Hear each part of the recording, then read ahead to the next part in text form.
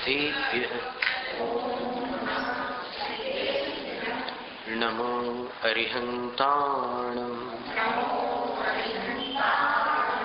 नमो सिद्धाणम् नमो आयर्याणम् नमो वज्झायाणम् नमो लोय सव्वसाहूणम्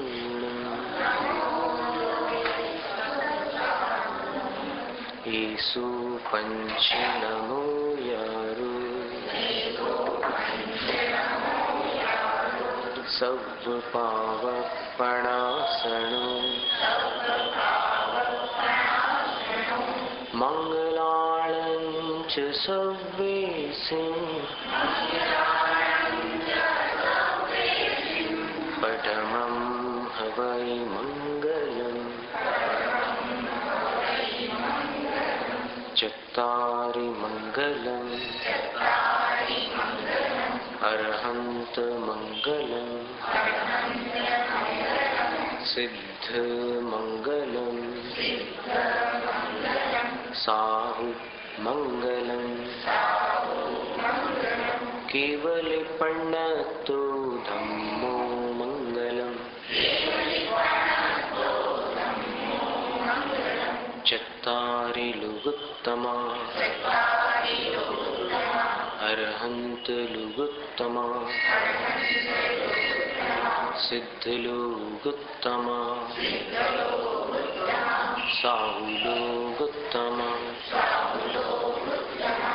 केवल पण्णतो धम्मो लुगुत्तमा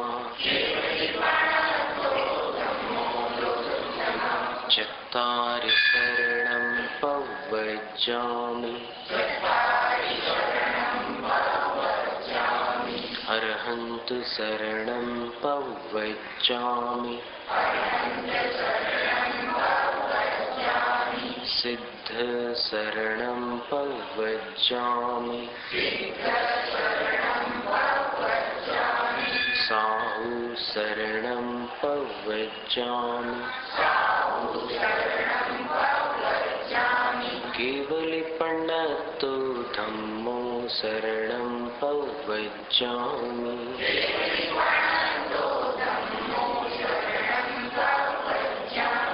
परम पूजनीय देवादिदेव प्रथम तीर्थंकर भगवान श्री आदिनाथ स्वामी की जय।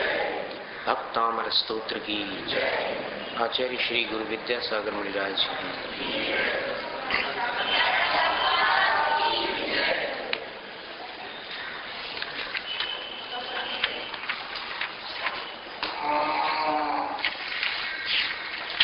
भक्तामर स्तोत्र।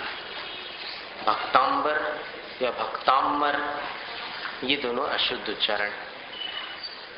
क्या पढ़ रहे हैं आप लोग? भक्तामर ऐसा नहीं है, और भक्तांबर भी नहीं है, भक्तामर।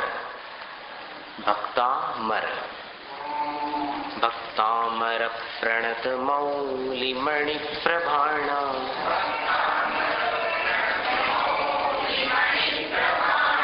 मुद्योत कंदलित पाप तमो वितानम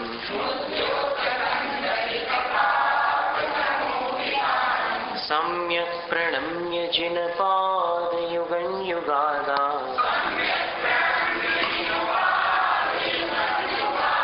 स्वालंबनं भवजले पततां जनानाम् यः संस्तुतः सकलवाङ्मय तत्त्वबोधा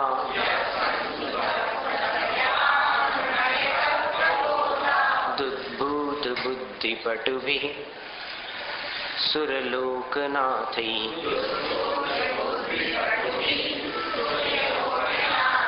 स्तोत्रैर्जगत्त्रितयचित्तहरैरुदारैः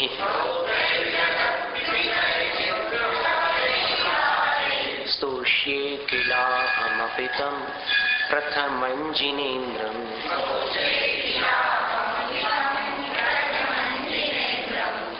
मध्यमंगल 26वां काव्य। तुभ्यं नमस्त्रिभुवनार्तिहराय नाथ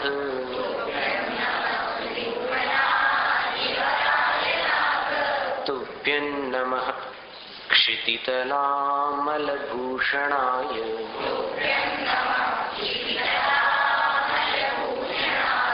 तुभ्यं नमस्त्रिजगतः परमेश्वराय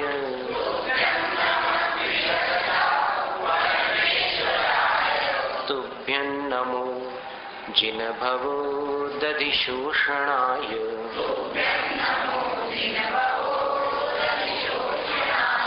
को विस्मयोत्रयदि नाम गुणैरशेषैः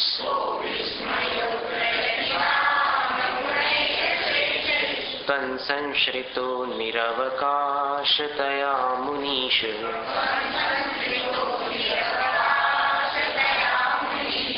दोषैरुपात्त विविधाश्रयजात गर्वैः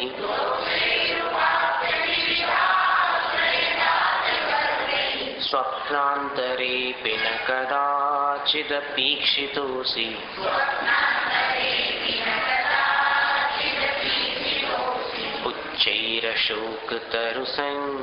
उच्चैरशोकतरुसंश्रितमुन्मयूख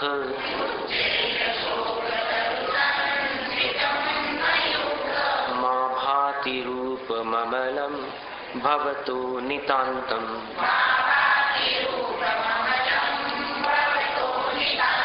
स्पष्टोल्लसत् किरणमस्ततमोवितानम्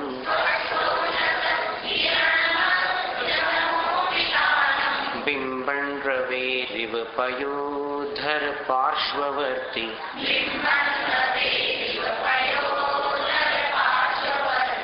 सिंहासने मणिमयूख शिखा विचित्रे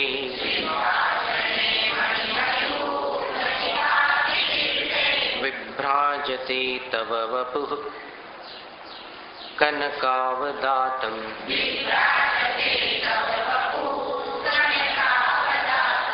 बिम्बं वियत् विलसदंशुलतावितानम्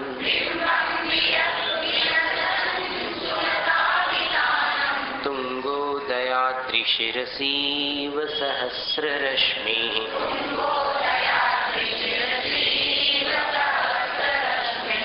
कुन्दावदात चलचामरचारुशोभम्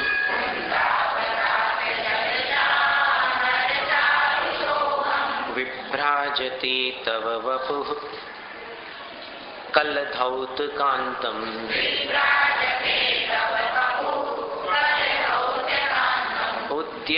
उद्यच्छशाङ्कशुचिन् झरवारिधार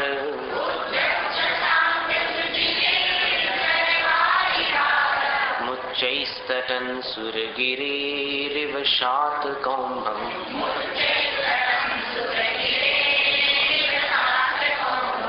शातकौम्भम् शांत नहीं है। छत्रत्रयं तव विभाति शशांक कांत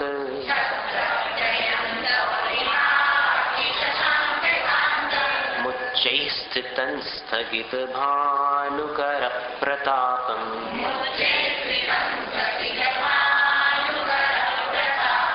मुक्ताफल प्रकर जाल विवृद्ध शोभम्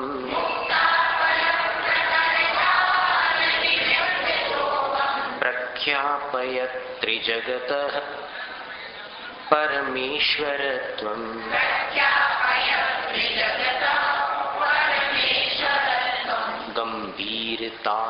गंभीरताररवपूरित दिग्विभागस्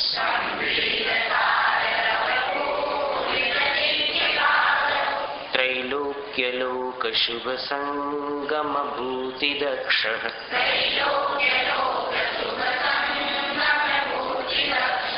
सद्धर्मराज जय घोषण घोषकः सन्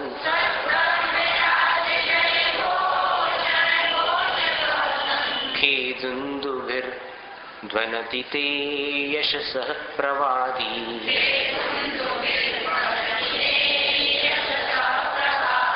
मंदार सुंदर नमेरु सुपारिजात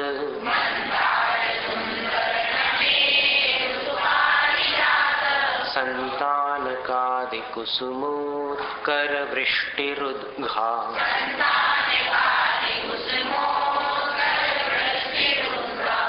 रुद्घा गन्धोदबिन्दुशुभमन्दमरुत्प्रपाता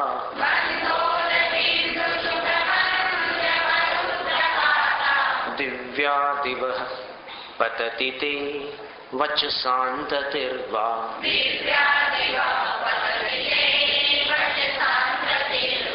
शुम्भत्प्रभावलय भूरि विभाविभोस्ते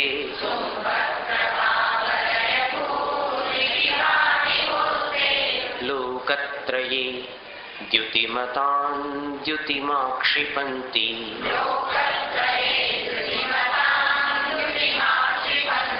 प्रोद्यद्दिवाकर निरन्तर भूरि संख्या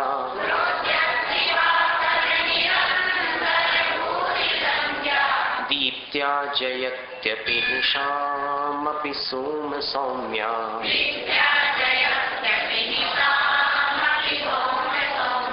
स्वर्गापवर्गगममार्ग विमार्गणेश्च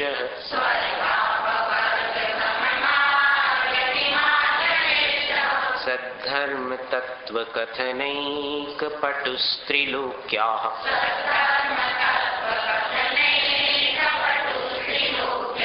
दिव्यध्वनिर्भवति ते विशदार्थ सर्व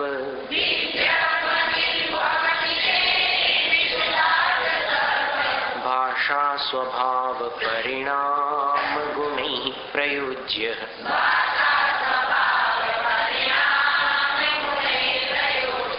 उन्निद्र हेम नव पंकज पुंज कांति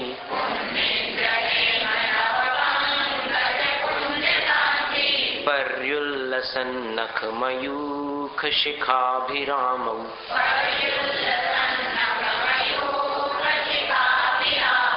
पादौ पदानि तव यत्र जिनेन्द्र दत्तः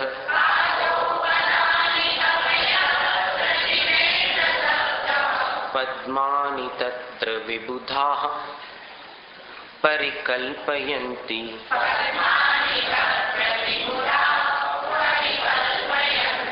इत्थं यथा तव विभूतिरभूज्जिनेन्द्र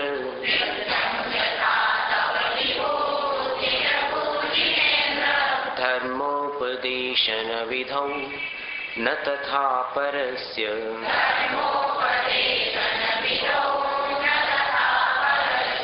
यादृक् प्रभादिन कृतः प्रहतान्धकारा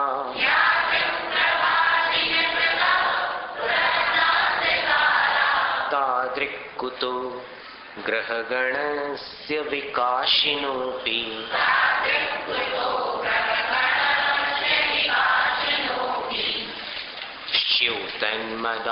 च्युतन्मदाविलविलोल कपोलमूल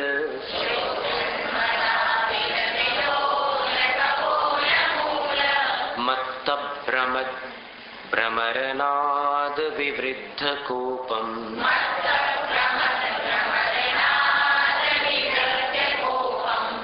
मत्तभ्रमद् भ्रमद पे रुकना है मत्तभ्रमद् भ्रमरनाद विवृद्ध कोपम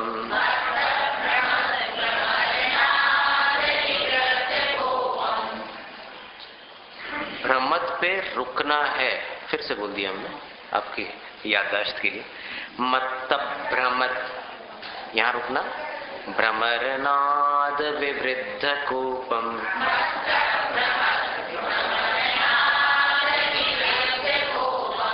अब क्यों रुकना था वहां, कोई बता सकता है? द आधा था और नहीं रुकने से द पूरा हो जाता है और पूरा करने से काम बिगड़ जाता है। मत्तभ्रमद भ्रमरनाद विवृद्ध कोपम।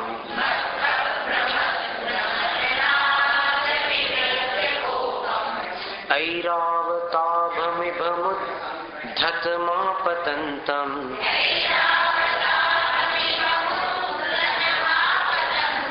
दृष्ट्वा भयं भवति नो भवदाश्रितानाम्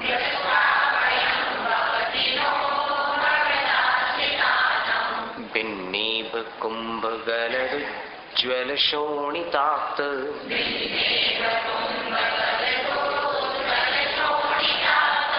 मुक्ताफलप्रकरभूषित भूमिभागः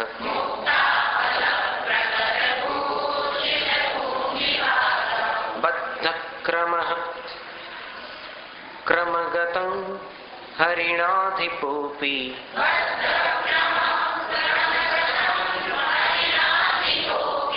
नाक्रामतिक्रमयुगाचल संश्रितन्ते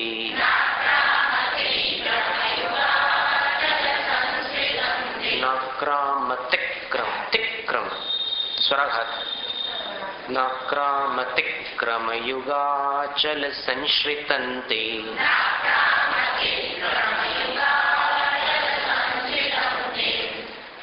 कल्पान्तकाल पवनोद्धतवह्नि कल्पम्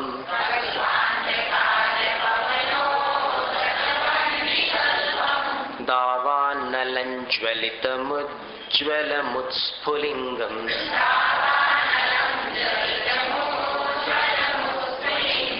विश्वञ्जिघत्सुमिव सम्मुखमापतन्तम्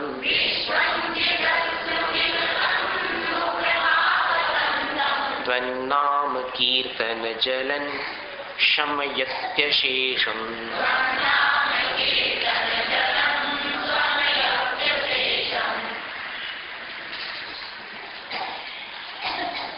इन काव्यों के अर्थ देखने थे।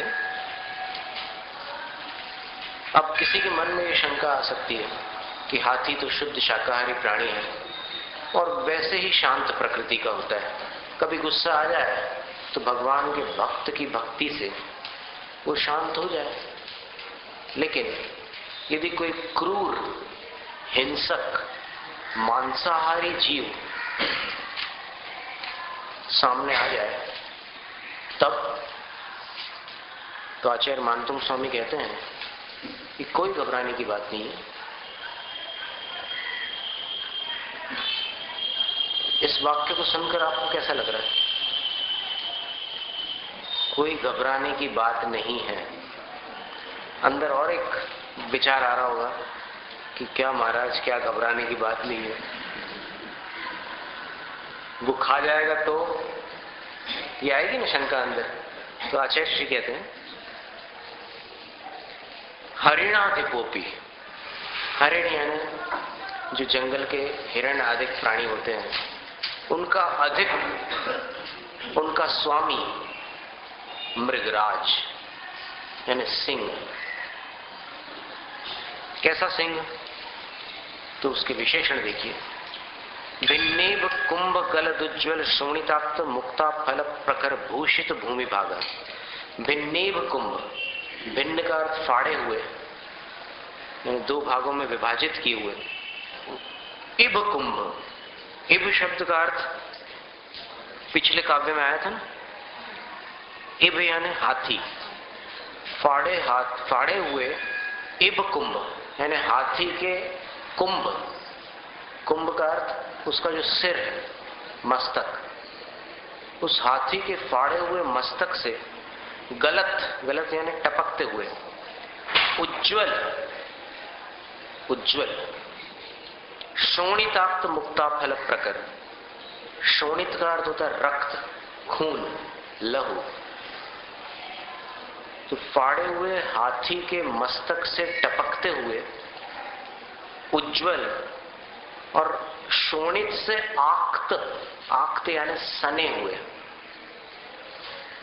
खून से सने हुए मुक्ता फल, मोतियों के, मुक्ता फल कहते हैं मोती, मोतियों के प्रकर अर्थात समूह से भूषित भूमि भाग,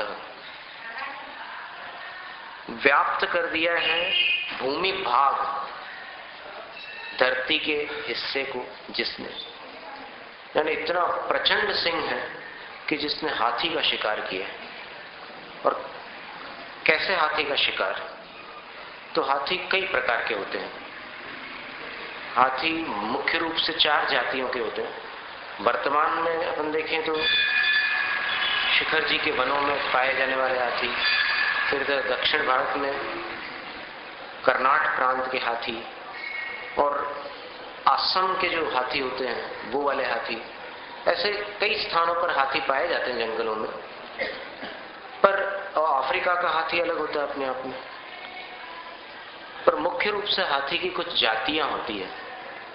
उनमें जो हाथियों के समूह का प्रमुख होता है, लीडर, मुखिया, वो हाथी कभी कभी इतना अधिक बलशाली हो जाता है कि फिर उसको समूह में रहना पसंद नहीं आता। वो अपने समूह को छोड़ देता है, यानी अपना राज्य किसी और को सौंपकर वो वहां से अकेला निकल जाता है, और अकेला निकलकर दिशाओं के अंत में कहीं एकांत वास करता हो, घने जंगलों में। और उस हाथी की जो गंध होती है, उस गंध को पा करके बाकी हाथियों का जो झुंड होता है वो उस तरफ नहीं जाता कि भाई उनको मत छेड़ो। जैसे कोई मुनि महाराज सामायिक कर रहे हैं तो उस समय श्रावक लोग बोलते हैं कि अभी सामायिक कर रहे हैं, अभी मत जाओ। तो वो हाथी इतना मदमस्त और मस्त होता है कि वो एकांत वास करता है, और बहुत बड़े बड़े उसके दांत होते हैं। यानी हाथियों का राजा, और राजाओं में भी जैसे पितामह थे ना, भीष्म पितामह, उस प्रकार का हाथी। तो उससे दूर रहते हैं बाकी हाथी, क्योंकि अगर उसको क्रोध आ जाए तो किसी की खैर नहीं। और उस हाथी के मस्तक में नाम कर्म के विशिष्ट पुण्योदय से कई बार कुछ मोतियों का निर्माण हो जाता है, जिनको गज मुक्ता अथवा गज मोती कहते हैं। ये हर हाथी के मस्तक में नहीं होते। गज मुक्ता, वंश मुक्ता, कदली मुक्ता और शक्ति मुक्ता, कितने प्रकार के मोती हैं। लेकिन ये गज मोती जो होते हैं हर हाथी के सिर पे नहीं होते। वो गजराज होता है, और उसको दिग्गज भी कहते हैं। दिग माने दिशा, और उस दिशा में जाकर कहीं अकेले रहने वाला जो गज हाथी होता है तो उसको दिग्गज बोलते हैं। अभी तो बोलचाल में अपन मनुष्यों के लिए उसका प्रयोग करते हैं कि अरे बड़ी दिग्गज हस्ती आ रही है आज। कभी कोई अतिथि, विशेष अतिथि पधारने वाले होते हैं, कोई बहुत नामी व्यक्तित्व होता है, तो फिर यही बोलते हैं कि तुम नहीं जानते हो, बहुत दिग्गज हस्ती हो। अब दिग्गज हस्ती का मतलब उस प्रकार के स्पेशल वीआईपी। वैसे संयोग से आज भी एक मुनिराज पधार रहे हैं, तो दिग्गज, उसका शिकार करने वाला शेर ही धरती पर मोतियों के समूह बिखरा सकता है। सामान्य हाथियों का शिकार करेगा तो हो सकता है उसके सिर से मोती ना निकले। कभी एकाध किसी हाथी के सिर से निकल भी जाए मोती, हर हाथी के सिर के अंदर मोती नहीं पाए जाते। मौक्तिकम न गजे गजे, चंदनम न वने वने, आता ना एक श्लोक। तो हर गज के मस्तक में मोती नहीं मिलते। लेकिन यहां पर आचार्य वांतुम स्वामी उस शेर की चर्चा कर रहे हैं जिसने उस हाथी का शिकार किया है जिसके सिर में मोती थे। वो एक अलग कथा है, वो वही मोती थे, गज मोती थे। तो फाड़े हुए हाथी के कुंभ स्थल से टपकते हुए उज्जवल शोणिताक्त रक्त से सने हुए मोतियों के प्रकर अर्थात समूह से भूषित भूमि भागा, भूषित कर दिया है, व्याप्त कर दिया है। भूष धातु के 2 अर्थ होते हैं, सज्जित करना और व्याप्त करना। तो व्याप्त कर दिया है भूमि भाग जिसने, यानी धरती का अंश जिसने, ऐसा भयंकर शेर। अंजना सती पर ऐसे ही शेर ने आक्रमण किया था।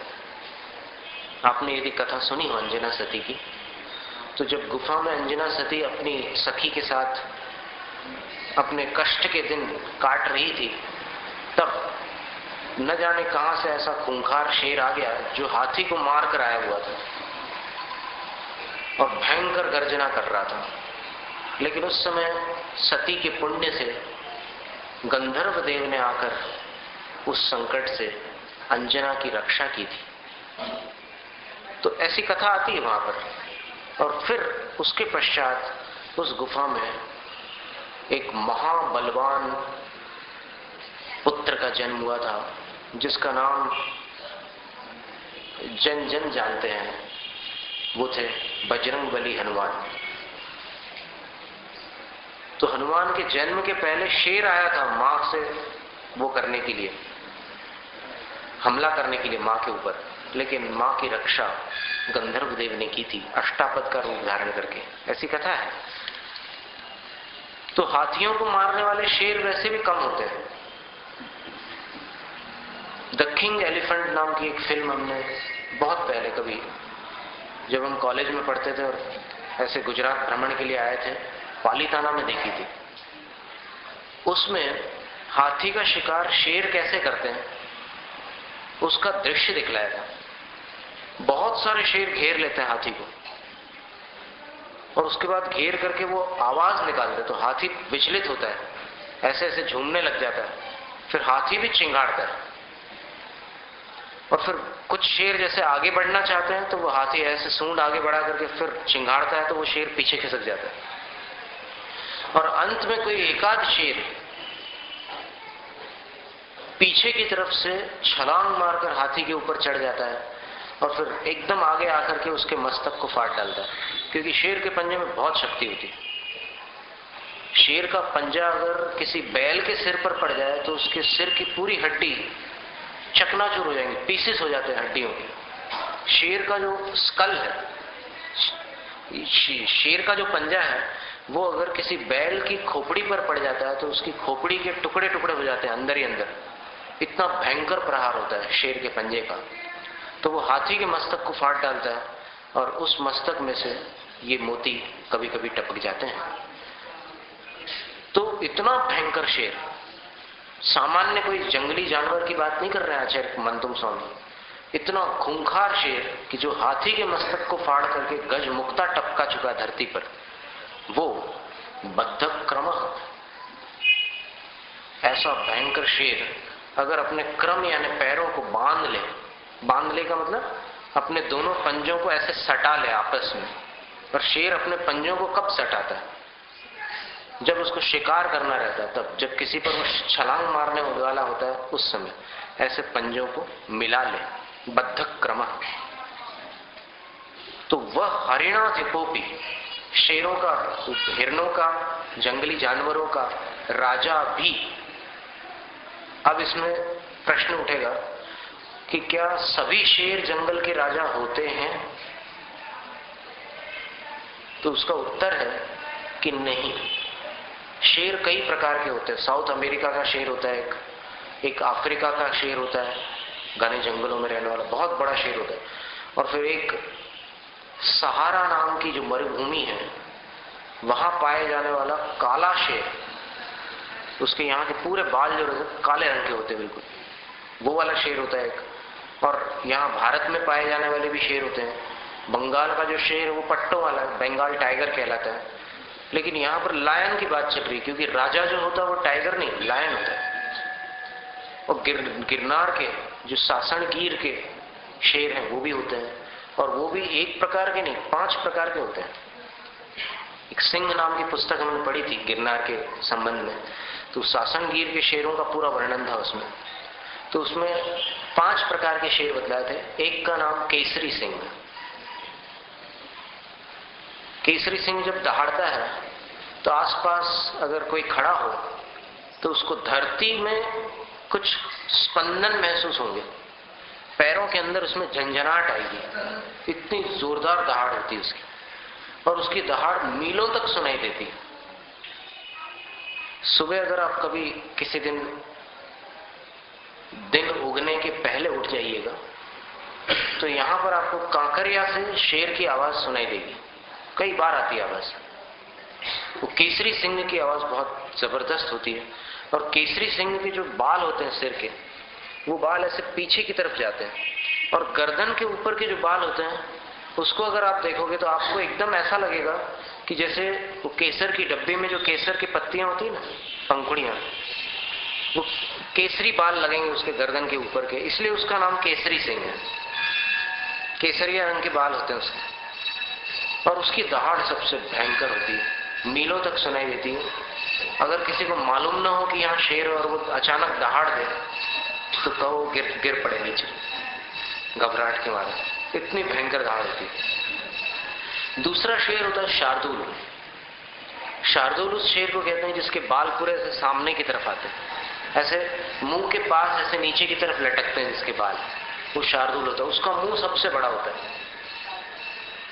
वो अगर ऐसे मुंह फाड़ दे तो इतना बड़ा मुंह होता है कि अब बस आगे बढ़ने नहीं करना बेकार है, बड़ा मुंह होता है, जोरदार। और फिर एक सावज नाम का सिंह होता है, एक पंकज होता है, एक बटुक होता है। बटुक सिंह ने गिरनार तलेटी में एक मुनि महाराज के ऊपर आक्रमण किया था, क्षुल्लक थे उस समय वो, और क्या था कि वहां वो सामायिक करने ऐसे बाहर बैठे हुए थे। अब पता नहीं कहां से जंगल से वो शेर आ गया। आपने देखा हो निर्मल सागर महाराज श्री यहाँ पर ठहरे हुए थे और वहां बड़ी नेमिनाथ भगवान की प्रतिमा है, वहां पर वो क्षुल्लक अवस्था में सामायिक कर रहे थे, और उस समय वो बटुक जाति का शेर आ गया। अब बटुक जाति का जो शेर होता है वो बटुक यानी छोटा रहता है, एकदम थोड़ा बहुत कुत्ते जैसा होगा, कोई बड़ी साइज का कुत्ता हो उस प्रकार का, लेकिन होता शेर। वो आ गया एकदम, और आकर के एकदम महाराज सामायिक में बैठे हुए थे, एकदम पास में आ गया। शाम का समय था, फिर महाराज को पहले ऐसा लगा कि शायद कोई कुत्ता आ गया होगा पास में, लेकिन फिर देखा तो वो शेर था। तो फिर उन्होंने सोचा कि अभी क्षुल्लक अवस्था में अगर ये मेरे प्राण ले लेता है तो फिर मेरा ये मनुष्य भाव मुनि दीक्षा के बिना समाप्त हो जाएगा, इसलिए इस समय मुझे क्या करना चाहिए। तो उनने अपनी रक्षा करने का पुरुषार्थ किया। क्या पुरुषार्थ किया? उनने ये किया कि मतलब मेरे चेहरे पर अगर ये वार करेगा तो फिर चेहरा विकृत होने के बाद दीक्षा नहीं मिलेगी मेरे को। तो उन्होंने अपने चेहरे को अपने दुपट्टे से पूरा लपेट लिया और उस शेर को जैसे तैसे करके वहां जो कुछ भी था उससे दूर हटाने का प्रयास किया। तो शेर ने ऐसे नाखून मारे उनके हाथ में, तो यहाँ पर निशान पड़ गया, और वो निशान अभी भी मुनि अवस्था में उनके हाथ में बना हुआ है। और फिर उन्होंने अपने हृदय में परमेष्ठियों का स्मरण किया, और थोड़ी देर बाद वो शेर चुपचाप वहां से चला गया। अब शेर सामान्यतः अपने शिकार को छोड़ता नहीं है, वो 20-20 मिनट तक के छका छका करके उसका पीछा करता है और अंत में उसको धराशायी कर ही देता है, लेकिन वो शेर चुपचाप चला गया। और फिर इन्होंने उसके बाद अपने सारे वस्त्र त्याग दिए, और फिर वहां से उन्होंने संकल्प कर लिया कि अब मैं परिग्रह नहीं रखूंगा, ये वस्त्र आदि धारण नहीं करूंगा। और बाद में उन्होंने आर्यनंदी मुनिराज से फिर वो मुनि दीक्षा के जो संस्कार होते हैं वो संस्कार करवाए, और फिर मुनि हो गए। अभी हो सकता है कि वो कहीं पर हो, विराजमान हो, अथवा अवस्था उनकी संलेखना की हो चुकी थी।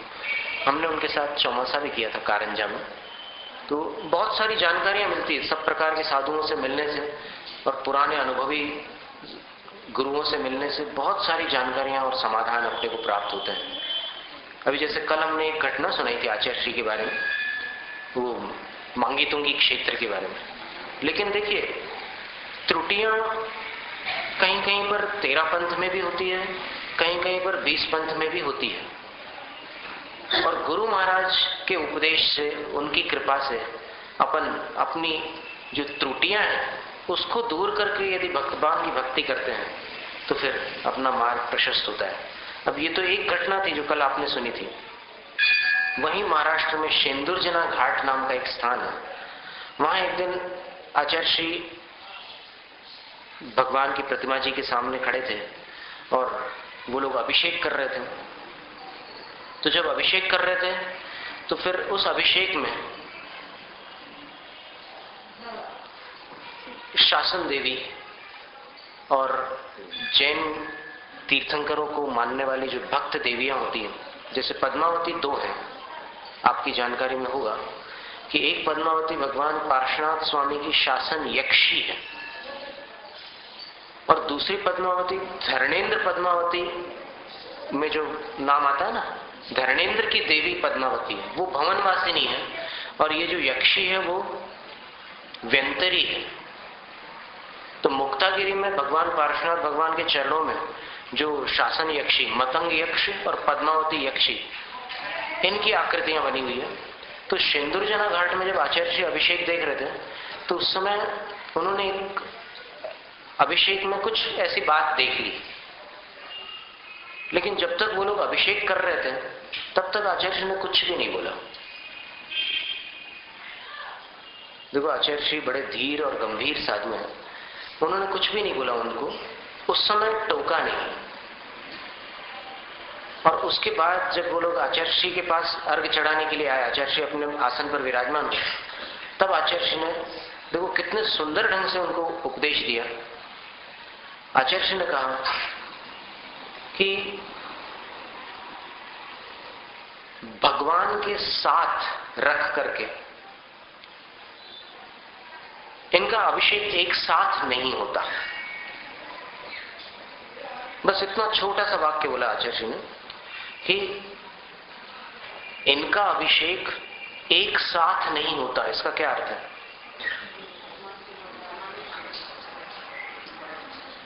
एक समय पर होना अलग बात है, लेकिन एक साथ यानी जिस अभिषेक पीठ पर त्रिलोकीनाथ विराजमान है उस पीठ पर उनके सेवक का अभिषेक उनके साथ नहीं होगा, ऐसा उन्होंने बता दिया।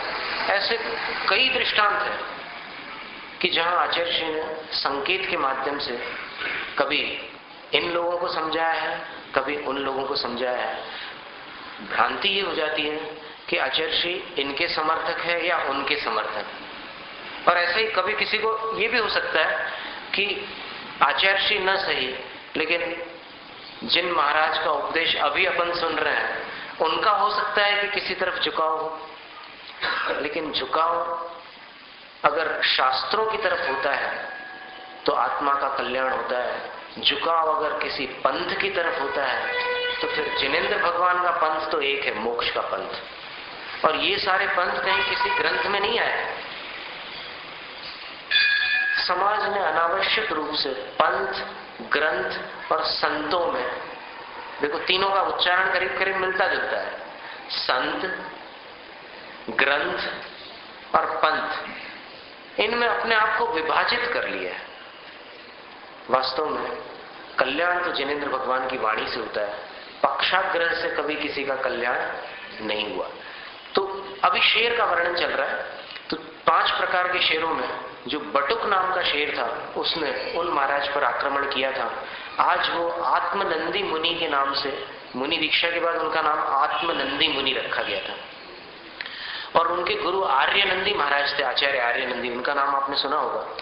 उनकी संलेखना नवागढ़ क्षेत्र में हुई और फिर उस समय वहां पर आचार्य विद्यासागर महाराज जी के शिष्य ऐलक उदार सागर महाराज जी विराजमान थे, तो उनके सामने उनकी संलेखना संपन्न हुई थी। शेर की एक और घटना, द्रोणगिरी पर्वत से एक बार आचार्य शांति सागर महाराज बहुत देर से नीचे उतरे आहार चर्या के लिए। तो फिर लोगों ने पूछा कि महाराज आज आप बहुत देर से उठे हैं, क्या बात है? आप ध्यानस्थ थे? फिर आचार्य जी बोले कि हम बैठे हुए थे वहां पर और वहां पर कोई और भी बैठा हुआ था। लोगों ने पूछा कि कौन बैठा हुआ था? जो बोले एक, हम तो मुनिराज बैठे हुए थे और फिर एक वनराज भी आ गया था वहां पर। अब लोगों के रोंगटे खड़े हो गए कि शेर आ गया वहां पर और महाराज श्री बैठे हुए थे। अब पंडित दिवाकर जी कई बार आचार्य जी से प्रश्न पूछ लेते थे कि महाराज जी आपको उस समय कैसा लग रहा था? अब और फिर सांप जब आया था तो सांप तो यमराज का प्रतिनिधि है, तो उसके आने पर और ऐसे फना फैलाने पर आपको कैसा लग रहा था? तो फिर आचार्य श्री एक ही उत्तर देते थे कि देखो, हमने अगर किसी का कुछ बिगाड़ किया होगा तो वो हमारा कुछ बिगाड़ करेगा। हमने अगर किसी का अहित नहीं किया तो कोई हमारा अहित क्यों करेगा।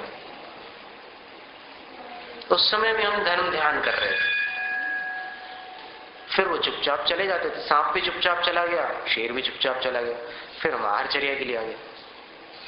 एक बार और फिर घटना घटी थी ऐसी कि विहार करते करते लोग बोल रहे थे कि बस महाराज थोड़ी दूर आगे, थोड़ी दूर आगे। दिन ढलने को आ गया लेकिन रुकने का स्थान दिखाई नहीं दे रहा था। तो फिर आचार्य जी ने कहा कि अब तो फिर हम यहीं रुक जाएंगे। तो अब जनता चिंतित हो गई, रात में कौन साथ रुकेगा, क्योंकि वो एरिया वैसे ही था, मतलब डेंजर एरिया था, वहां पास के जंगल में शेर रहता था।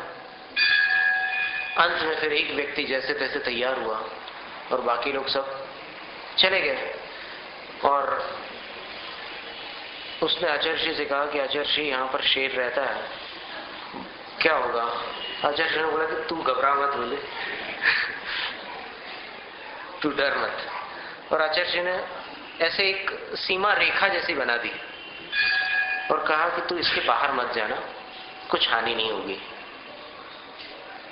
और 8 बजे के बाद ये जंगली जानवर बाहर आते रात में, और प्राय हमने कई बार देखा, मुक्तागिरी में हमने चातुर्मास किया तो कई बार जब जंगली जानवर निकलते थे तो लगभग रात को 8 बजे के बाद वो सब जंगलों में विचरण करते थे। कभी रींछ आते थे, कभी वहां के जो पट्टे वाले शेर, मुक्तागिरी में पट्टे वाले शेर रहते हैं, वो आ जाते थे। और कभी किसी दूसरे जंगल से कोई शेर आ जाए तो वो बालों वाला शेर आ जाए, कभी कदाचित नैनागिरी में आता है। नैनागिरी एक सिद्ध क्षेत्र है, मुक्तागिरी भी सिद्ध क्षेत्र है। तो नैनागिरी में एक शेर था, बालों वाला शेर, वही बबर शेर जिसको बोलते हैं, लायन, सिंह। तो वो वहां पर आता था, पर ये कभी किसी को नुकसान नहीं पहुंचाते, बल्कि वहां के लोग तो, भील लोग तो बोलते हैं कि ये रींछ ज्यादा खतरनाक होते हैं, शेर उतना खतरनाक नहीं होता। बोले शेर ताकतवर ज्यादा होता है लेकिन मनुष्यों के लिए रींछ ज्यादा नुकसान पहुंचाते हैं। और फिर वहां पर जो पर्यटक स्थल बने हुए हैं महाराष्ट्र में, जैसे चिखलदरा नाम का एक स्थान है, वहां पर बोर्ड्स में लिखा हुआ है कि अस्वल आमचे शत्रु आहे, ये रींछ हमारे दुश्मन है। वो 2-4 दिन में कोई ऐसी घटना होती है, रींछ किसी आदमी को पकड़कर परेशान करता है, तो वहां ऐसे शेर रहते थे। तो आचार्य शांति सागर महाराज जी ने उसको कह दिया था कि तुम इस लाइन के बाहर मत जाना। वो लाइन के अंदर ही था और रात में फिर शेर आ गया सचमुच। अब शेर आया तो फिर इसकी तो मतलब ये एकदम महाराज जी के पास आया, फिर महाराज जी आप ध्यान में लीन, वो आ गया।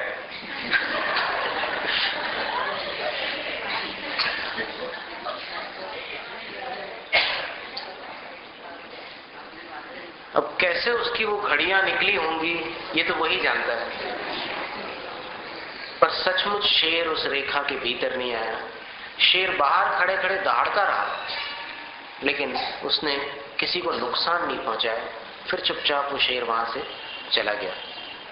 इसी प्रकार शिखर जी में एक बार आचार्य विमल सागर महाराज जी वंदना कर रहे थे तो अचानक झाड़ियों के बाहर कोई शेर निकल करके आ गया। तो आचार्य जी ने खड़े होकर के कायोत्सर्ग किया, नमोकार मंत्र पढ़ा, वो शेर उछलता हुआ वापस चला गया। अभी एक मुनि श्री भूतबली महाराज जी है, वो किसी ऐसे स्थान से निकल रहे थे तो पहाड़ी के ऊपर से शेर नीचे आया, तो फिर आसपास जो लोग चल रहे थे वो तो घबराहट के मारे बेहाल हो गए, लेकिन उस शेर ने मुनिराज को कुछ भी नहीं किया। वो शांत भाव से आया और उसके बाद फिर वापस चला गया। तो जिसके हृदय में आदिनाथ भगवान होते हैं, जिन्होंने भगवान की शरण ली है, ते क्रम युगाचल संश्रितम, आपके चरण युगल रूपी पर्वतों का संश्रय पाने वाले, आश्रय पाने वाले, यानी आपके चरणों की शरण स्वीकार करने वालों पर हरिणाधिपोपी न आक्रामति, सिंह भी आक्रमण नहीं करता। क्रमगतम, भले वो क्रमगत क्यों न हो, माने सिंह की चपेट में भी आ जाए तो भी सिंह उस पर आक्रमण नहीं करता। इसका पद्यानुवाद अपन पढ़ चुके थे। अब इसके बाद अग्नि के संकट की बात है। देखो, हाथी सैनी पंचेंद्रीय शाकाहारी जीव है, शेर मांसाहारी है, हिंसक है, लेकिन फिर भी है मन वाला प्राणी, 5 इंद्रियों वाला है। इसलिए चूंकि अपने महावीर स्वामी भी सिंह थे, जब उनको उपदेश मिला था, तो सिंह के अंदर कुछ समझने की क्षमता होती है। इसलिए चलो, भगवान के भक्त पर सिंह आक्रमण नहीं करता, ये बात हम मान लेते हैं। लेकिन यदि कोई ऐसा संकट आ जाए कि जिस संकट के अंदर कोई विवेक न हो, तब भक्त की क्या दशा होगी। जैसे उदाहरण के लिए आग लग जाए। अब आग के पास कोई मन होता है क्या? नहीं होता। तो वो अग्नि अगर प्रज्वलित हो, तब भक्त की क्या दशा होगी। तो इसका उत्तर 40वें काव्य में आचार्य मानतुंग स्वामी दे रहे हैं कि आग छोटी मोटी नहीं, कल्पांत काल पवनोद्यत वन्नी कल्पक। कल्पांत काल पवन, प्रलयकालीन आंधी से उद्धत भड़की हुई अग्नि के समान। क्योंकि जब हवा तेज होती है तो जंगल की आग बहुत तेज हो जाती है। जंगल की आग फूंक मारने से नहीं बुझती, और तूफान भी आ जाए तो भी बुझने के बजाय बढ़ जाती है जंगल की आग। जंगल की आग को दावानल कहते हैं। तो हवा जितनी चलती है तो आग की लपटें और तेज हो जाती है, ऑक्सीजन पाकर के अग्नि और धधक उठती है। और ज्वलित यानी जिसके अंदर ज्वालाएं भड़क रही हो, ज्वालाओं वाली। और कैसी? उज्ज्वल, इतनी बड़ी बड़ी लपटें हैं कि उसमें से प्रकाश फूट रहा है, एकदम प्रकाशमान है, उज्ज्वल है। और कैसी है वो अग्नि? उत्स्फुलिंगम, जिसमें से चिंगारियां उचट रही है। आपने कभी होली की आग को देखा? होली की जब आग जलती, बहुत सारी लकड़ियों का ढेर लगा करके वो जलाते हैं। तो जब उसको जलाते हैं तो क्या स्थिति होती है? बहुत बड़ी आग उत्पन्न हो जाती है, और उसके ऊपर अगर आप देखोगे तो चिंगारियां बहुत ऊंचाई तक के उड़ जाती है आकाश में, कितने ऊपर ऊपर तक के उछटती है। तो ऐसी चिंगारियों वाली जंगली आग, जंगल की आग, वाइल्ड कॉन्फ्लैग्रेशन बोलते हैं इसको, दवानल, वन की अग्नि। और कैसी है वो अग्नि? विश्वं जिघत्सुमेव। विश्वं का, विश्व के 2 अर्थ होते हैं। एक तो विश्व यानी पूरा जगत, लोकालोक, और एक विश्व का अर्थ होता है समस्त। तो सबको जिघत्सुम एव, जिघत्सु का अर्थ होता है खाने की इच्छुक, सबका भक्षण करने की इच्छा रखने वाले, उसको जिगत्सु कहते हैं। तो सबको खाने की इच्छुक के समान सम्मुख मापतंतम, वो अग्नि सम्मुखम, सामने की तरफ, आपतंतम, आ रही हो। देखिए कितनी भयानक अग्नि का वर्णन कर दिया आचार्य मानतुंग स्वामी ने। इतनी प्रचंड अग्नि भी अगर अपनी तरफ चली आ रही हो तो उस अग्नि को त्वन्नाम कीर्तन जलम अशेषम शमयति, आपका नाम कीर्तन रूपी जल। नाम कीर्तन किसको कहते हैं हम बतला चुके हैं, आपको याद हो। बार बार किसी लय में भगवान के नाम का उच्चारण करते जाना, बारंबार लयबद्ध भगवान का नामोच्चारण कीर्तन कहलाता है। तो त्वन्नाम कीर्तन जलम, आपका नाम कीर्तन रूपी जल उस अग्नि को, उस दावानल को अशेषम शमयति, पूर्णतः शमयति, शमित कर डालता है, शांत कर डालता है, बुझा डालता है। तो भगवान का नाम कीर्तन रूपी जल अग्नि को बुझा डालता है। देखो सीता सती जिस अग्नि कुंड में प्रविष्ट हुई थी, उस अग्नि कुंड की अग्नि क्या हो गई थी? जल हो गई थी, वो अग्नि जल बन गई थी। यहां तो आचार्य कह रहे हैं कि शांत हो जाती है अग्नि। तो सीता के सतीत्व के प्रभाव से वो अग्नि जल हो गई थी। और भगवान का नाम कीर्तन करो तो भयंकर से भयंकर अग्नि भी बुझ जाती है। अब आप कहोगे कि भाई आज तो विज्ञान का युग है, या तो कार्बन डाइऑक्साइड से अग्नि बुझेगी या फिर पानी से, या रेत डाल दो तो अग्नि बुझ जाए। ऐसे थोड़ी बुझ जाएगी अग्नि। नाम लेने से अग्नि बुझ जाए तो फिर तो फायर ब्रिगेड की जरूरत ही कहां रही। सब लोग वहां जहां आग लगी खड़े हो जाए, फिर जय जय आदिश्वर स्वामी चालू कर दे, बुझ जाए अग्नि। लेकिन यहां ये जितने भी संकट बताए हैं, उन संकटों का निवारण नकली भक्तों के द्वारा नहीं हुआ है। जो असली भक्त माने जिसके हृदय में आदिनाथ भगवान की भक्ति है, उसके माध्यम से वो संकट दूर होता है। और इसका भी एक उदाहरण हम आपको दे दें, सत्य घटना। जबलपुर एक बहुत बड़ा शहर है, जैनों का गढ़ है कहते हैं। करीब करीब 80,000 जैन होंगे वहां पर, बल्कि अब ज्यादा हो गए होंगे। सन 93 में 93 में जबलपुर में 8,000 जैनों के घर थे। अभी और बढ़ गए होंगे। तो उस समय ऐसा हो गया कि करीब 30, 35, 40 वर्ष हुए होंगे। चौधरी जी का एक मंदिर मड़िया जी में, महावीर स्वामी का मंदिर, मानस स्तंभ उसके सामने बना हुआ है। उस मंदिर जी की प्रतिष्ठा हो रही थी और प्रतिष्ठा के समय बहुत बड़ा पंडाल लगा हुआ था और हजारों लोग वहां पर उस प्रतिष्ठा महोत्सव में सम्मिलित हुए थे। अचानक आग लग गई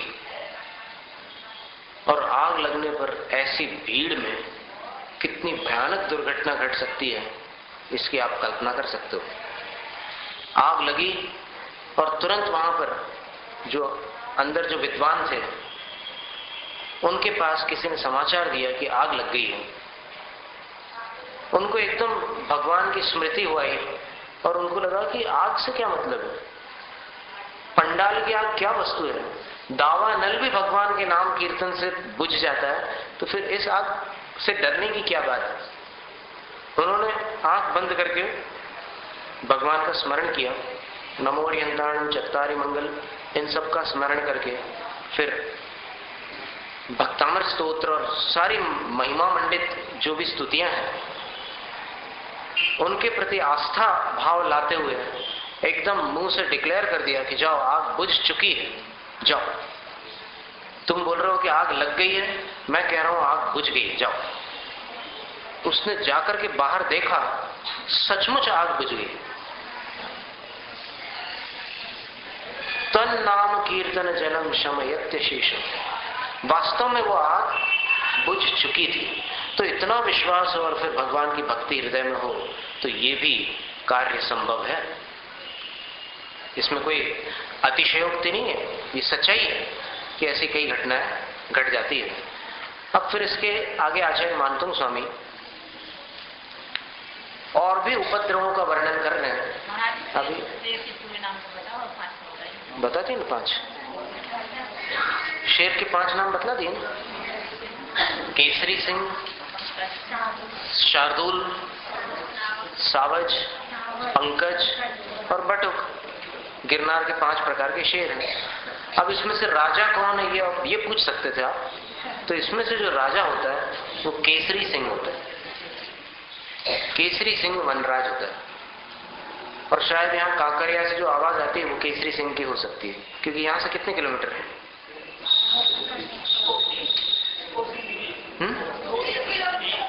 2-3 किलोमीटर है ना, तो हो सकता है केसरी सिंह की आवाज हो।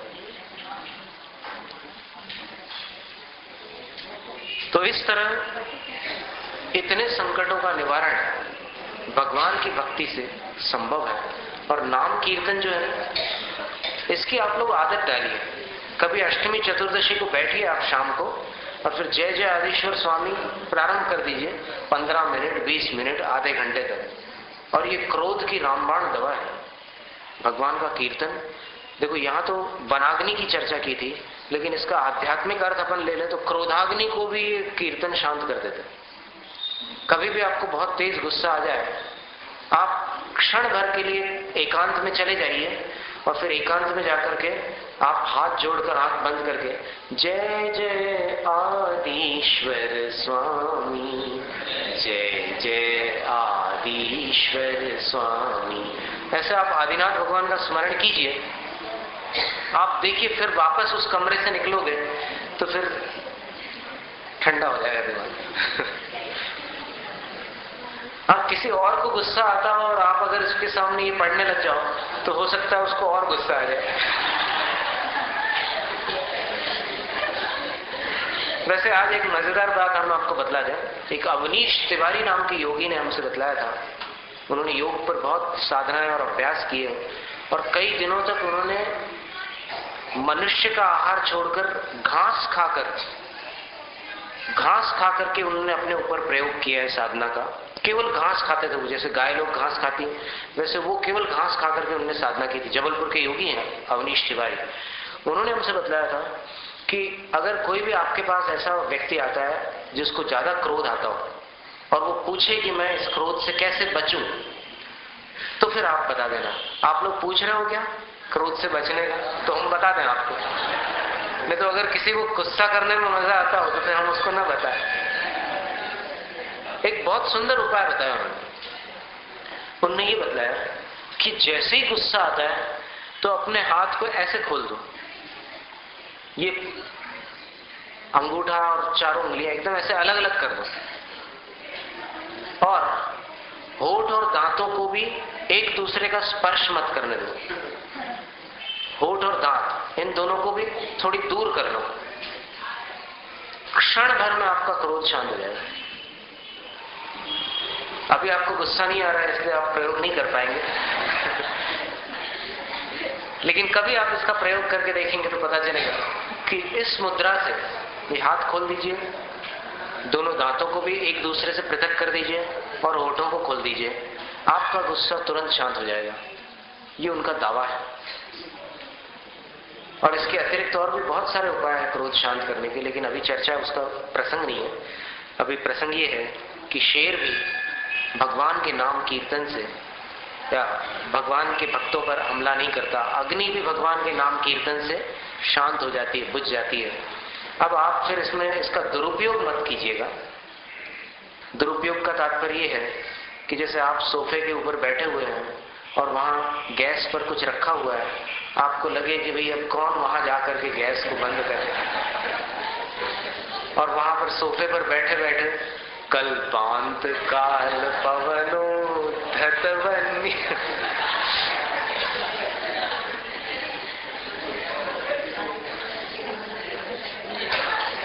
देखो, इससे नुकसान ये होगा कि गैस तो बंद नहीं होगा और आपकी श्रद्धा कम हो जाएगी कि भाई हमारे प्रयोग से तो काम नहीं आया है भक्ता में। तो ऐसे व्यर्थ के प्रयोग न करके बस अपने अंदर भगवान के प्रति आस्था को दृढ़ बनाते जाइए, फिर देखिए कितना आनंद आता है। इसके आगे सर्प के संकट का वर्णन है, क्योंकि सांप से बहुत लोग डरते हैं। अगर कोई कह दे कि आज यहाँ पर इस हॉल में एक छोटा सा सांप दिखाई दिया था सुबह, तो फिर आपको मतलब बैठने में थोड़ी सी घबराहट इसी वक्त हो सकती है। आपको हो सकता है ये भाव भी आ जाए कि कहीं दरी के नीचे तो नहीं है और कहीं मेरे ही पास ना हो। सांप से बहुत सारे लोग डरते हैं और उस डर के कारण आज जो निर्विष सांप है, जो बिल्कुल जहरीले नहीं है, उन सांपों को भी हजारों की तादाद में प्रतिवर्ष अपनी जानें गंवानी पड़ती है। क्योंकि मनुष्य किसी भी सांप को देखता है, वो चाहे जहरीला हो या न हो, उसको मार डालता है। आचार्य मानतुंग स्वामी कहते हैं कि जिनेंद्र भगवान के भक्त को ऐसे संकटों से घबराने की कोई आवश्यकता नहीं है। भक्ति में बड़ी शक्ति होती है। रक्ते क्षणं समद, क्षणं के अनुस्वार का उच्चारण न के समान। रक्ते क्षणं समद कोकिल कंठ नीलम, क्रोधोद्धतम इसका उच्चारण म के समान। फणिन मुत्फण, फणिन का उच्चारण दोनों होठ मिलाकर, फणिन मुत्फण मां पतंतम, आक्रामतिक्रम युगेण निरस्त शंकस, शंकस, ये जो चौथी पंक्ति का स है उसको तीसरी पंक्ति के अंत में उच्चारित करना, और चौथी पंक्ति में स का उच्चारण नहीं करना। त्वन्नाम की, त्वन्नाम नागदमनी हृदयस्य पुंसः। अब इसका पाठ करते हैं। रक्ते क्षणं समद को किल कंठ नीलम,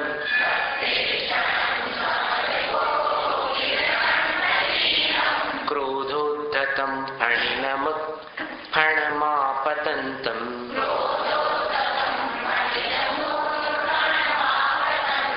आक्रामतिक्रमयुगेण निरस्त शंकस,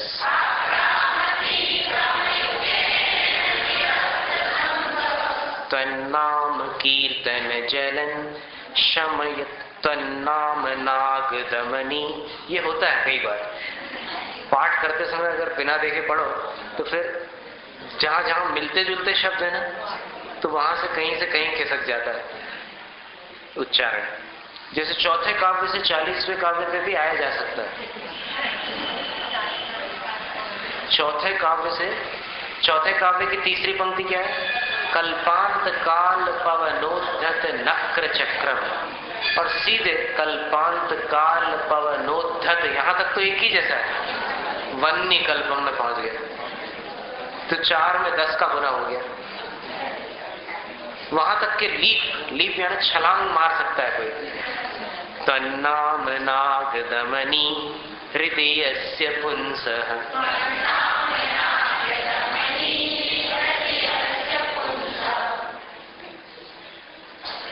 यस्य पुंसः हृदय, जिस पुरुष के हृदय में। अब पुरुष का अर्थ अध्यात्म भाषा में आत्मा होता है, जीव होता है। तो जिस जीव के हृदय में, जिस पुरुष के हृदय में, त्वन्नाम नागदमनी, आपका नाम, और वह नाम ही नागदमनी है।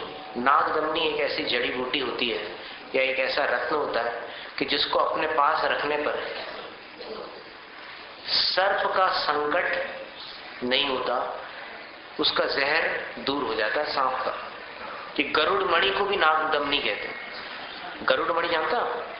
कारंजा में अगर आप कभी जाएं तो वहां पर आपको जो रत्नों की प्रतिमाएं हैं उनके दर्शन करते समय, एक तो महावीर आश्रम में और दूसरा काष्ठा मंदिर में, आपको रत्नों की प्रतिमाओं में गरुड़ मणि की प्रतिमा भगवान जी की आपको देखने मिलेगी, और उसका अभिषेक संबंधी जो जल होता है वो सांप के जहर को उतार देता है। आश्रम में जब भी किसी बच्चे को, वहां खेत है आसपास और बच्चे खेलते हैं, वहां विद्यार्थी लोग पढ़ते हैं गुरुकुल में, तो उन बच्चों को कभी सांप काटता है बरसात के मौसम के आसपास, तो सांप काटते ही साथ तुरंत वहां पर भगवान का जो अभिषेक है उसके गंधोदक से उसको ठीक कर देते हैं तुरंत। वो नागदमनी, गरुड़ मणि। तो जिस मनुष्य के हृदय में भगवान का नाम है वो नाम ही नागदमनी है। तो ऐसे पुरुष के, वह पुरुष जिसके हृदय में वो भगवान का नाम रूपी गरुड़ मणि विराजमान है, वह निरस्त शंक, शंका का अर्थ प्रश्न भी होता है, शंका का अर्थ डर भी होता है। वो निरस्त शंक, निडर हो जाता है, निर्भीक हो जाता है, और वह निर्भीक मनुष्य फणिनम क्रम युगेण आक्रामती, फणा वाले नाग को अपने दोनों पैरों से, आक्रामती का अर्थ यहां पर आक्रमण करता है नहीं है, किंतु लांग जाता है। अपने दोनों पैरों से वो फणा वाले सांप को लांग कर आगे बढ़ जाता है। अब कैसा है वो सांप? एकदम शांत बैठा हुआ सांप नहीं है, बहुत भयंकर सांप है। आचार्य मानतुंग स्वामी जो वर्णन करते हैं उसमें कोई छोटी मोटी बात नहीं होती है, तगड़ी बात होती है।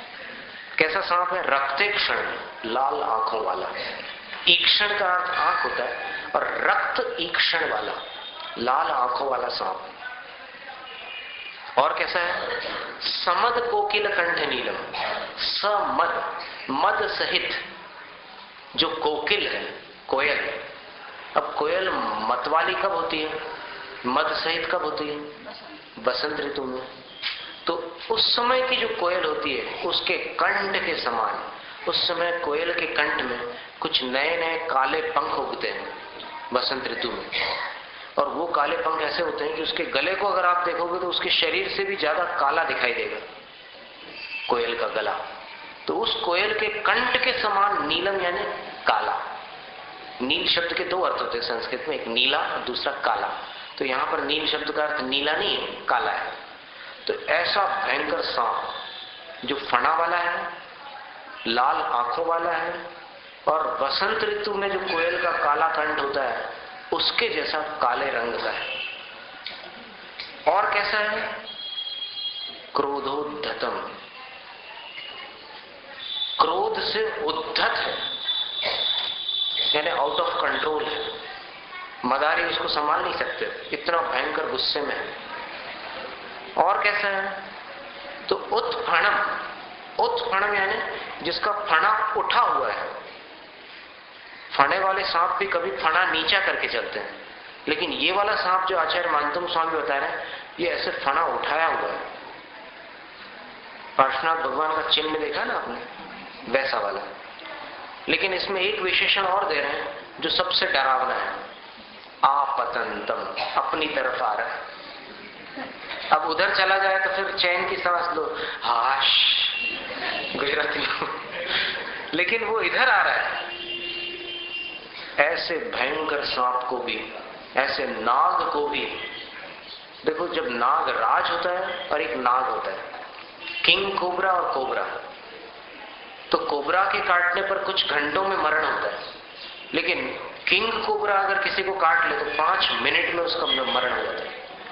5 मिनट से ज्यादा उसकी जान नहीं बचती। इतना भयंकर जहरीला सांप फणा उठाकर अपनी तरफ आ रहा हो।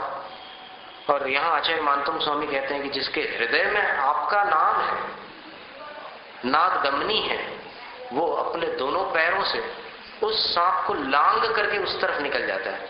वो सांप उसको कुछ भी नहीं करता, भले गुस्से में सांप। अब आप कहोगे कि भाई इसका कोई दृष्टांत, कोई उदाहरण, ये तो एकदम काल्पनिक बात लग रही है।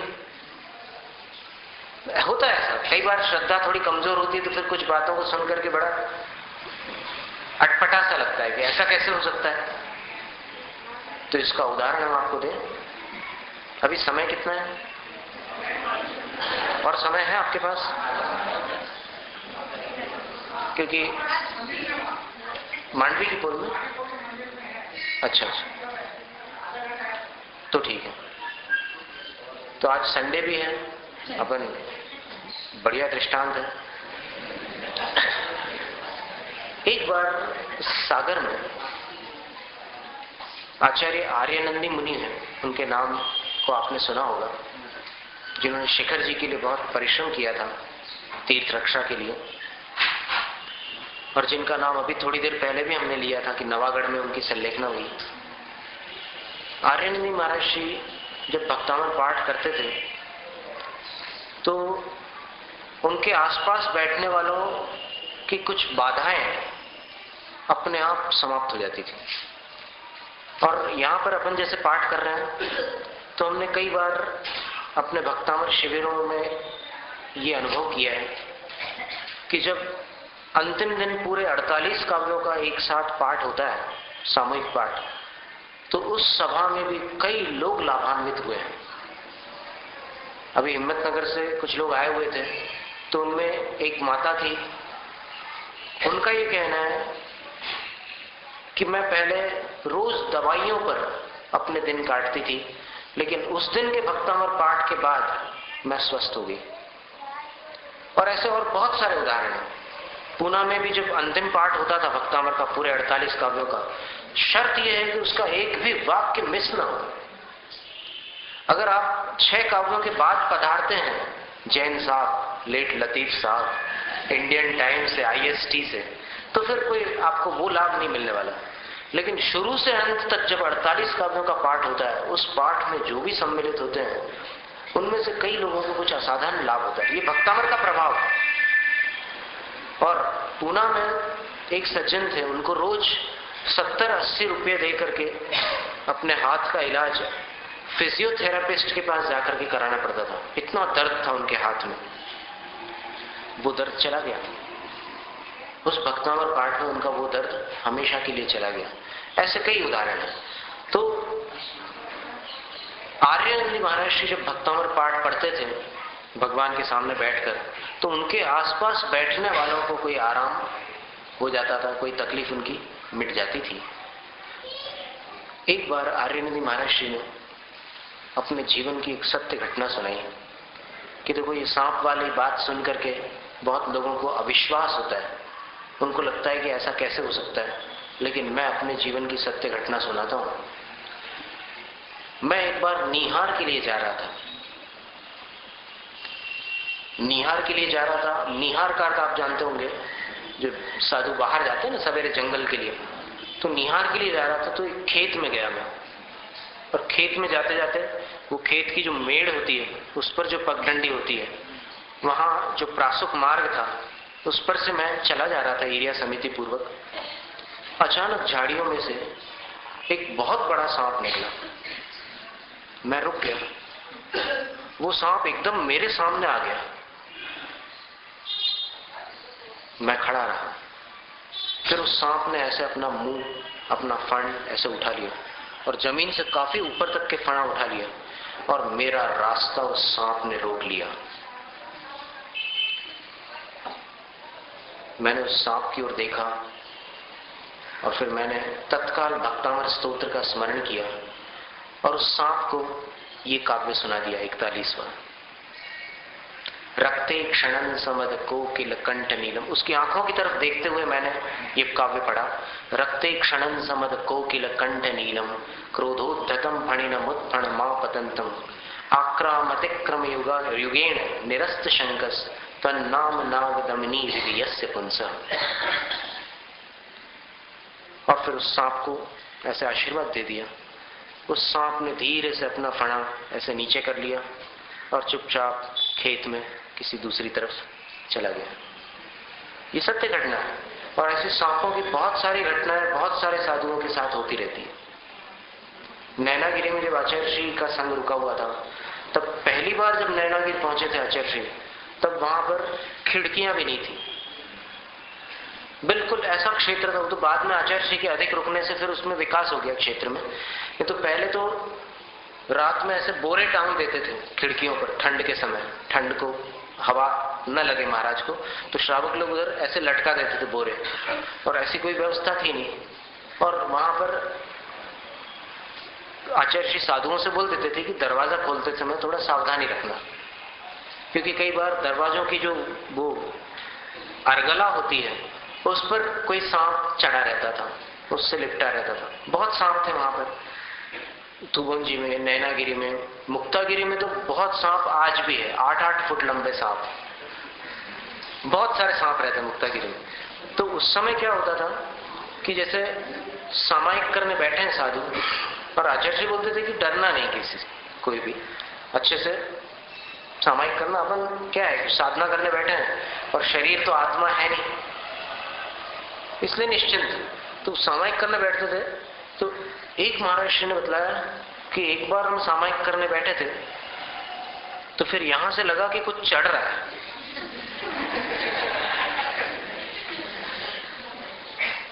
लेकिन फिर भी अब सामायिक में ऐसे मुड़कर भी नहीं देखना है, बिल्कुल शांत बैठे रहना मूर्तिवत। तो चलो ठीक है, आज जो होगा हो जाए, चलो। तो ये सोच करके बैठे रहो, और सचमुच एक सांप ऐसे चढ़ करके ऐसे चढ़ा, गोद में आया और फिर इधर दूसरी तरफ से निकल करके चला गया, कुछ भी नहीं किया। तो ऐसी घटनाएं होती है कई बार। तो भगवान की जो भक्ति है उस पर आप लोग इन घटनाओं को सुन करके अब अपने मन का जो संशय है उसको निकाल के फेंक देना कि नहीं, ऐसा नहीं है कि ये सब बातें काल्पनिक हो, सचमुच भगवान की भक्ति में इस प्रकार की शक्ति है कि एक तो अपने अंदर निडरता आ जाती है, और दूसरी बात, जो छोटे मोटे संकट हैं वो अपना बाल भी बांका नहीं कर पाते।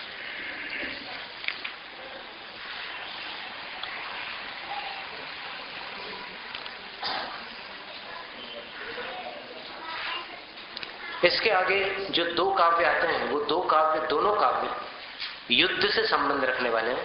तो आज अपन यहीं तक के रखते हैं, इसका पद्यानुवाद पढ़ लें। कोकिल कंठ सरीखा काला, लाल नेत्र वाला विकराल, फणा उठाकर गुस्से में जो चलता टेढ़ी मेरी जान, आगे बढ़ते उस विषहर को वह करता पैरों से पार। अहो बेधड़क जिसके तब नाम नाग दमनी विषहार। जय जय आदिश्वर स्वामी,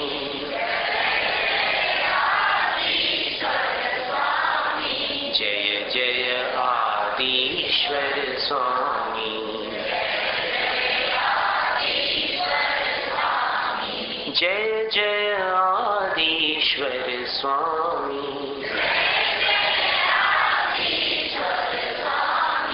जय जय आदिश्वर स्वामी।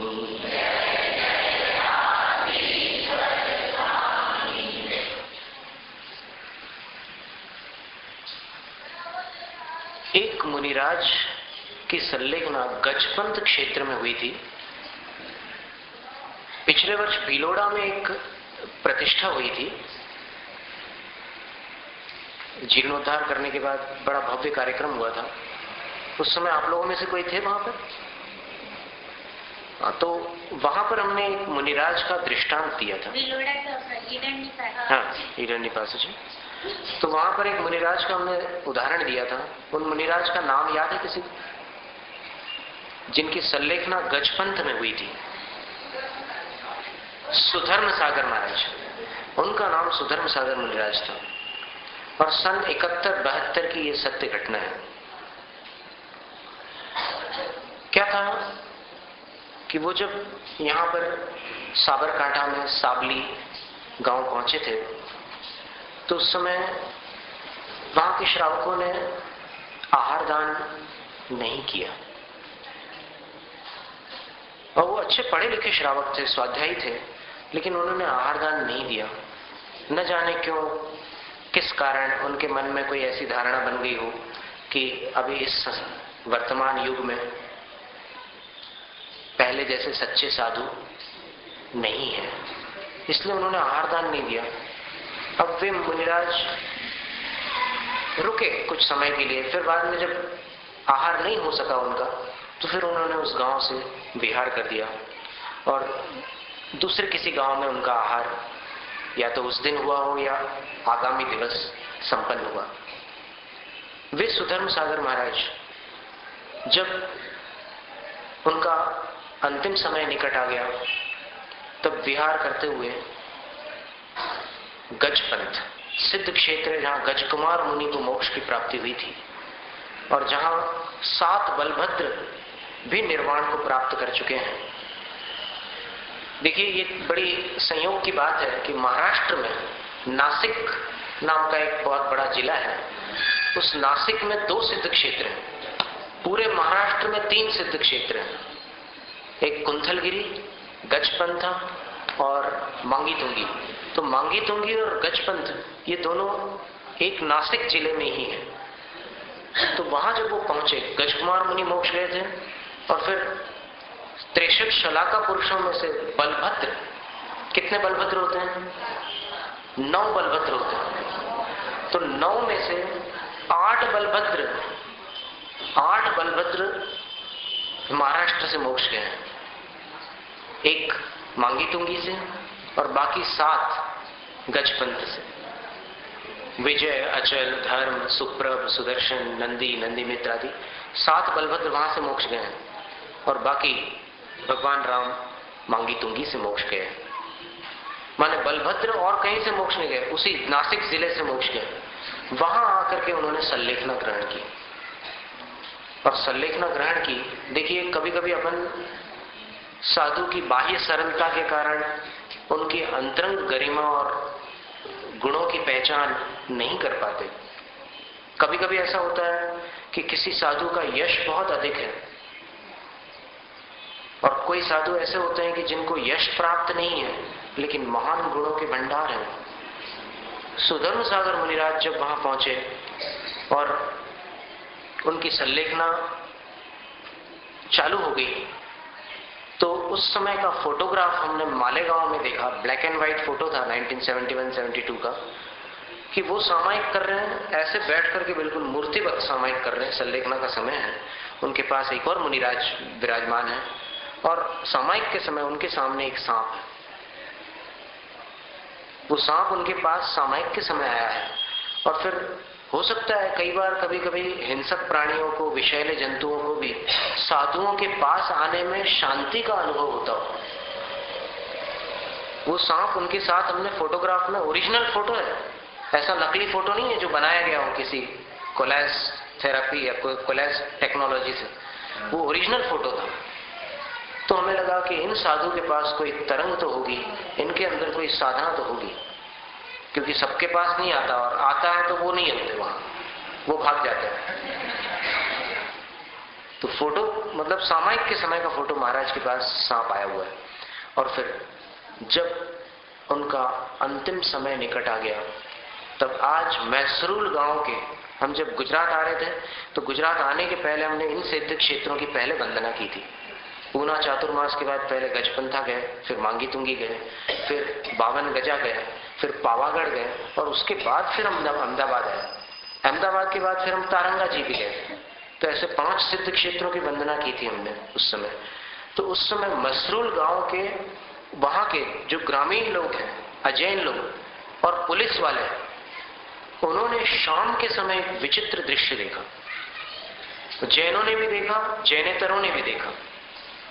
और वो दृश्य क्या था कि गजपंथ जो पर्वत है, उस पर्वत के पास, जहां पर जो बीच में सिद्ध क्षेत्र है ना, गजपंथ पहाड़ पर सीढ़ियों पर चढ़ने के बाद, और उसके ऊपर चले जाओ तो फॉरेस्ट का वो इलाका है, वहां उन्होंने कुछ पेड़ लगा करके रखे हैं। तो वहां से 3 प्रकाश पुंज ऐसे प्रकट हुए।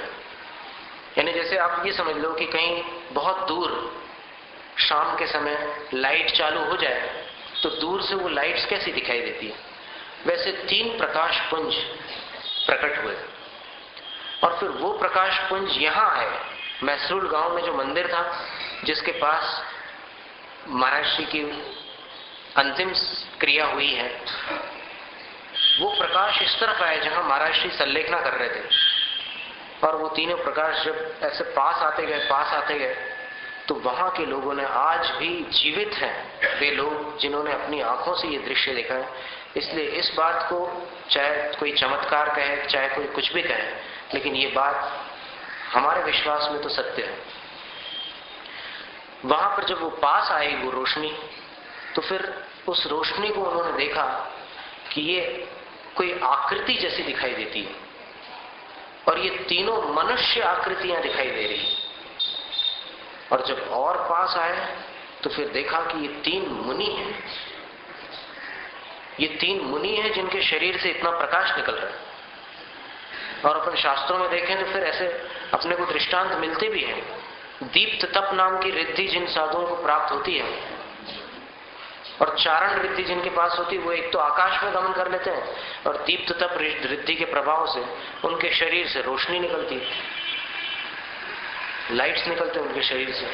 तो फिर वो मुनिराज वहां उतरे और आकर के सुधर्म सागर महाराज से उन्होंने वार्तालाप किया, और वार्तालाप करके उनके साथ अंतिम समय चल रहा था उनका, बोले कि अब आपका समय पूर्ण हो रहा है, तो फिर अब आप और सतर्क हो जाइए, सावधान हो जाइए, धर्म ध्यान में अपने मन को एकाग्र कीजिए, और नमोकार में अपने वचन को स्थिर कीजिए।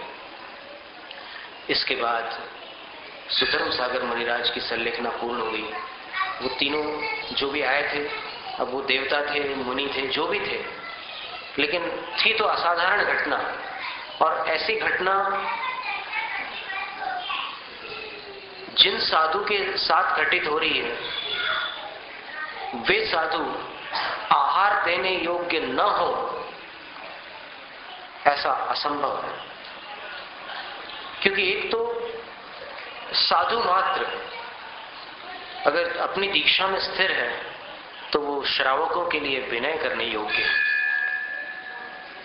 समण सुत्तम की 42वीं गाथा में बात लिखी है, निच्छेदो दुन्नियम को कम विबट्टई गुणठाणे व्यवहारियो ये कीरे जो उठिदो पुव्व चरितम में। निश्चय से ये जानना मुश्किल है कि कौन साधु किस गुणस्थान में है। इसलिए जो अपनी व्यवहारचर्या का अच्छी तरह पालन कर रहे हैं, उनकी पूर्ण विनय श्रावक को करनी चाहिए, आहार दान देना चाहिए, उनकी पूजा करनी चाहिए, उनकी सेवा करनी चाहिए। तो सुधर्म सागर मुनिराज के साथ ये घटना हुई थी। यहाँ पर आहार दान नहीं मिला उनको, लेकिन वहां संलेखना के समय उनके पास ऐसी 3 ज्योतियां आकर के उनको संबोधन दे करके गई थी। उनकी सामायिक के समय का फोटो हमने देखा है कि उसमें सांप था। तो जिनेंद्र भगवान की भक्ति और जिनेंद्र भगवान जिनके हृदय में विराजमान है, उनका जीवन कितना निर्मल होता है। तो इतने दिनों के उपदेश में आप भी बहुत सारी बातें सुन रहे हैं, कुछ जानकारियों के रूप में, कुछ संस्मरणों के रूप में, और कुछ प्रेरणा के रूप में आपको बहुत सारी जानकारियां मिल रही है। तो उससे आप अपने जीवन को देखिएगा कि कभी किसी दिन आपको ऐसा लगता है कि मैं भी ऐसा करने लगूं, और उस दिन अगर आप वो काम शुरू नहीं करते, जैसे कभी किसी के मन में ये भावना है कि मैं अष्टमी और चतुर्दशी को कम से कम भगवान की पूजा जरूर करूं, और अगर मान लो एक अष्टमी आपने निकाल दी बिना पूजा किए, तो फिर अब फिर से वो भावना होना आसान नहीं है। क्योंकि जो मंगल भावना अपने हृदय में जागृत होती है, वो बार बार नहीं होती। वो तो देखो, जब तक संगति है, सत्संगति है, तब तक आपके अंदर कई भावनाएं जागेंगी, लेकिन उसके बाद अगर आप उसी समय सुधर जाएं, तो फिर आप समझ लो कि एक टर्निंग पॉइंट था। और यदि आप उस समय नहीं सुधरते और आप ये सोचते हैं कि देखेंगे, अभी अपन करेंगे कभी, तो वो करेंगे अभी नहीं। जो ये सोचता है कि अभी नहीं, तो वो अभी नहीं कुछ समय के बाद कभी नहीं बन जाता है। करिष्यामि करिष्यामि करिष्यामीति चिंतया मरिष्यामि मरिष्यामि मरिष्यामीति विस्मृतम। कर लूंगा कर लूंगा कर लूंगा, इस चिंता में मनुष्य ये भूल गया, मर लूंगा मर लूंगा मर लूंगा। करूंगा करूंगा के चक्कर में मरूंगा, ये बात भूल गया, इसलिए अपना हित नहीं कर पा रहा है। तो आज आपको कुछ बातें सीखने मिली है।